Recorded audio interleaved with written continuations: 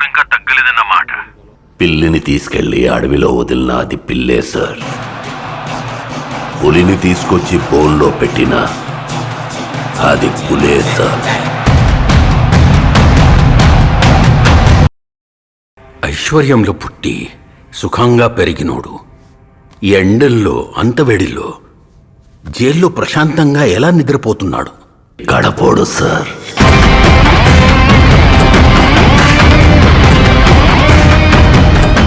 గడపోళ్ళకి ఈ ఎండలు కష్టాలు కొత్తేం కాదు.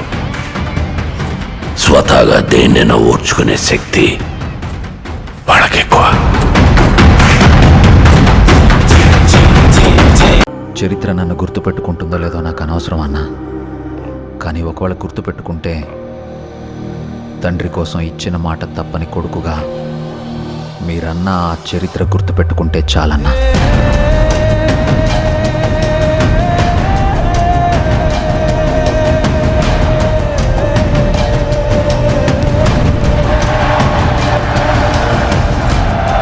నాకు భయపడడం రాదయ్యా. నేనేంటో నా రాజకీయం ఏంటో మీకింకా అర్థం కాకపోవచ్చు, కానీ ఒక్కటి గుర్తుపెట్టుకోండి, నేను వైఎస్ రాజశేఖర్ రెడ్డి కొడుకుని.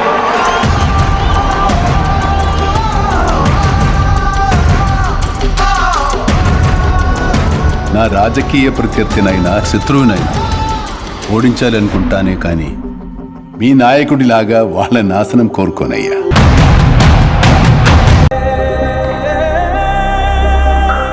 తండ్రి పోయాడనుకుంటే కొడుకొచ్చాడు. Congress party can create another 100 YSRs. Tell him, if he doesn't fall in line, the consequences will be very harsh.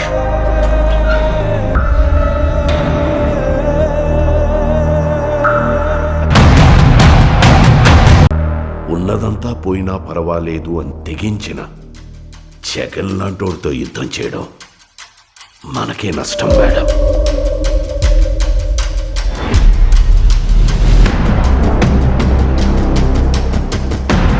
చరిత్రలో కని విని ఎరుగని రీతిలో అవినీతి చేశాడని అభియోగాలు మోపండి. 1,00,000 కోట్లని 1,00,000 సార్లు చెప్పించండి.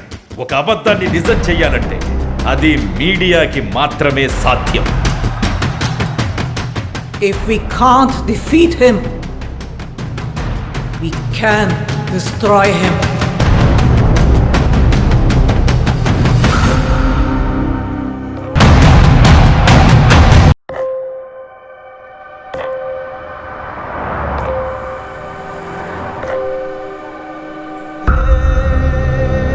ఏమన్నా ఇంత రాత్రి అయింది, నిద్రపోకుండా ఈడేం చేస్తున్నావునా?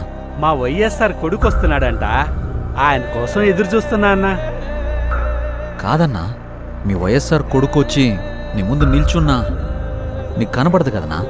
అన్నా, నాకు ఆయన కనపడకపోయినా నేను ఆయనకి కనపడతా కదన్నా. నాలాంటోళ్ళు ఆయన వెనకాలన్నామని తెలియడానికే నేను ఇక్కడ ఉన్నానన్నా.